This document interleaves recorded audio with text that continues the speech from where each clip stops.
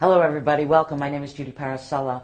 We are here for a series of workshops, the first being how to leverage social media, or moreover, how a job seeker can leverage social media and why. What does, or who does, your online reputation matter to most? Anybody? Yourself. Me. A stranger. Ah. Your online reputation matters more to a stranger because they don't know you. They're seeing you for the very first time. Your family, close intimates, they see you one way. You're a different persona when you go home, right? Okay. Yes. What about when you meet a prospective client, a prospective employer? You're a different persona. So your online reputation matters to strangers most. Make sense? Yes. Absolutely. Yes. Okay, so what we're going to do is discuss what social media really is. The bottom line for all of us, you don't need to be intimidated by it. It's nothing more than like-minded people getting together digitally for a common reason. We're here today in a flesh community, right? We're here because we have one thing in mind, leveraging how to leverage or why to leverage social media for a job seeker. That's why we're here. Same thing with social media. You just have the ability to do it digitally. That simple. Nothing more. So why, in fact, although a lot of people are intimidated, why should a job seeker even consider utilizing social media? And here are some numbers as to why. JobVite did a survey last year, and who they surveyed was recruiters and HR people. 82% of the recruiters are utilizing social media when they're looking for prospective employees. Question was asked, which social media network does your company use or will they use? Look at these numbers. 49% said LinkedIn. How many of you are on LinkedIn? How many of you utilize LinkedIn more than once a week? Oh, good for you. The majority of the people don't. In fact, what's surprising is the majority of the people got onto LinkedIn when they were laid off, but the downside is they either A, don't even remember what their password is, or B, they're not being interactive with it, not updating their profile. That's the downside. When you get into something very exciting like social media, unless you interact with it on a daily basis, or at least a couple times a week, the content then becomes stale. As we see that when we go on websites. We see stale content, not so inclined to stay on the website, right? So we go someplace else. Same thing. Another survey was done, Execunet. Execunet went to executives and asked them one very specific question. How did they find their last job? 96% between networking online and offline, looking online, and maintaining an online profile. 96%. So if this doesn't tell you that you need to be where the recruiters and HR people are, then I'm really not sure what will. Again, here we cover it again. CareerBuilder did a survey. 30% of hiring managers are Googling and or using Facebook to identify people, a prospective person. Now think about it. You have got 70 to 90% of people getting jobs. They're getting it as a result of networking in some way, shape, or form. Right? Yes. The first thing that you notice, or the first thing that a prospective employer does, or HR person, recruiter, is Google that individual. Right? So we need to be where these people are. A couple of things you need to do in advance, though. You need to not be intimidated by social media. And there's a couple of stages that people go through. LinkedIn is one way, social media. You hear about tweeting, you hear about Facebook, MySpace back in the day. There's also something called Medical Mingle, yet another platform where doctors interact with each other on a social media basis. So you're in a couple of phases. You're either, I know I need to do something, I'm just not sure what it is. Right? Yes. I'm not sure how to approach things. Or you realize that you do know how to approach things.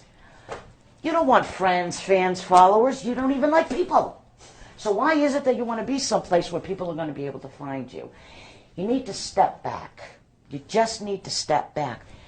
The only reason you want to get into social media is to share collectively with people who are on the same wavelength. So if you, for some reason, are too busy and you can't get into social media or you can't do it on a consistent basis, then it's not worthwhile getting on.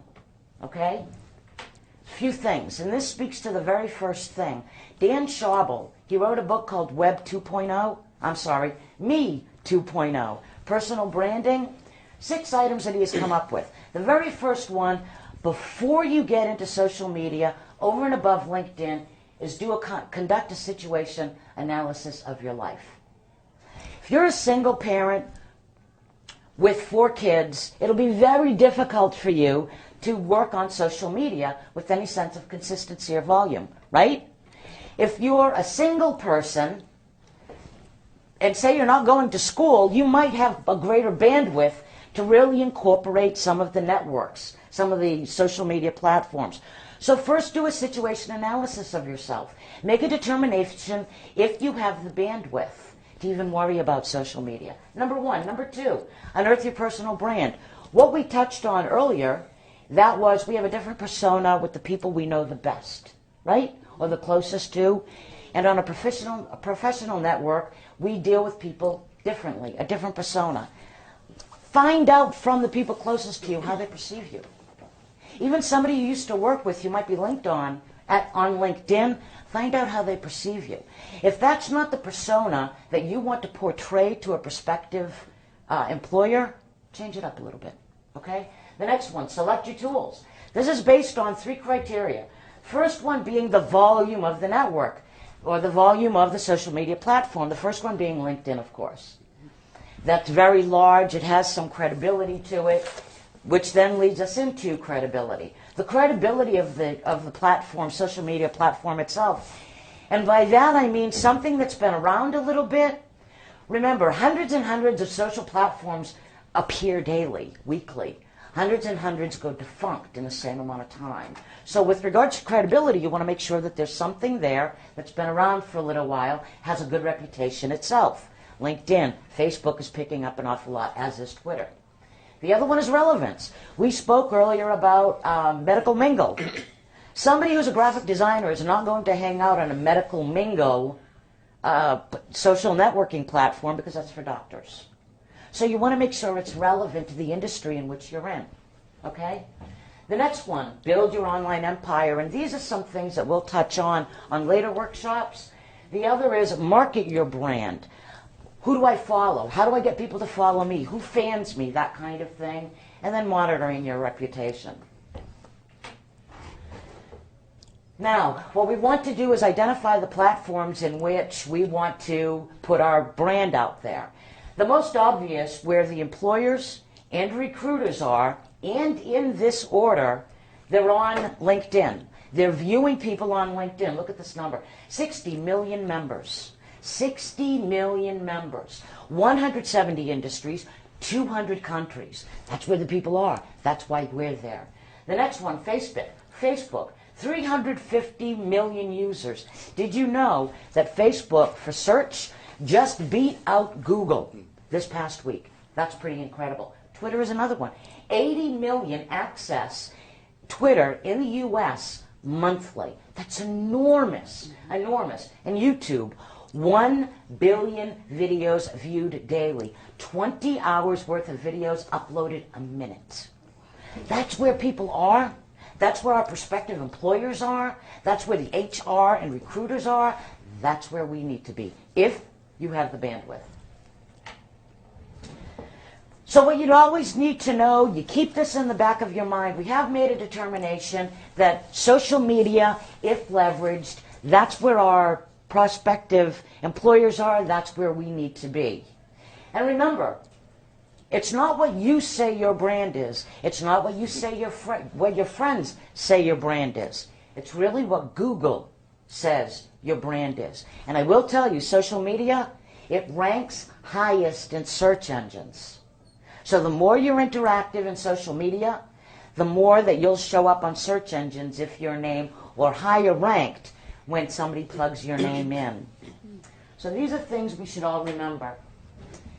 Thank you for your time. That was the first in a series. Again, in future workshops, what we'll talk about is how to get relevant followers, how to mingle in some of these platforms together, how we can brand ourselves and market ourselves, as well as, and most importantly, how to monitor your reputation online. Thanks again.